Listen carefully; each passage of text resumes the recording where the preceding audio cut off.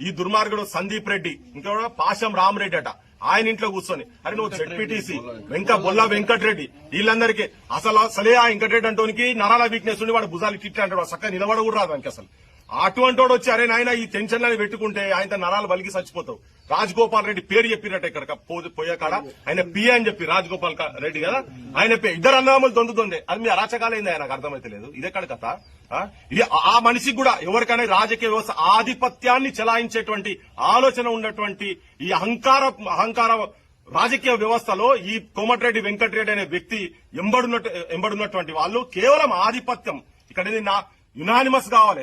ఓట్లకు వస్తే వాళ్ళకి ఎటువంటి వాళ్ళు గెలవారు కదా, ప్రజలు చీకొడతారు, లాతు కొడతారు. అదే నీకు దమ్ముంటే నీకు ధైర్యం ఉంటే నువ్వు ఒక పటేల్ అని చెప్పుక తిరుగుతున్నావు కదా, నీకు వీళ్ళు అంటారు మొగతనం చూపిస్తున్నావు కదా నాయన, నువ్వు ఇంటికి ఇళ్లకెళ్ళి తీసుకుపోయి కిడ్నాప్ పెట్టి కత్తులు కాదురా, బహిరంగంగా నువ్వు హైదరాబాద్ లో మాట్లాడతావా, నువ్వు ఏడ మాట్లాడతావు చెప్పు. నీ ముఖ్యమంత్రి చెప్తున్నారు అరే గొల్లోలు మంచిగా ఉంటే హైదరాబాద్ శాంతిగా ఉంటదని చెప్పని. వీడెవడు కొట్లాడలేక కాదు, హింస చేయలేక కాదు, మీ అసంటోళ్ళ హత్యలు చేయలేక కాదు, దమ్ము లేక కాదు. మాకు రాజ్యాంగం మీద నమ్మకం ఉన్నది. తుపాకులు ఉట్టిగా బట్టి నక్సలైట్ కాలే, నీ అసంటి దుర్మార్గులు చేపట్టే ఇడుమాలు పుట్టిరు ఈ దేశంలో. భవిష్యత్తులో పుట్టకుండా ఉండాలంటే ఈ రాజకీయ వ్యవస్థలు ఉన్నటువంటి వాళ్ళని కూడా సంపిరు వాళ్ళంతా. సో మేము శాంతి కోరుతున్నాం. కళాన్ని నమ్ముకొని ఒక పంతులమ్మ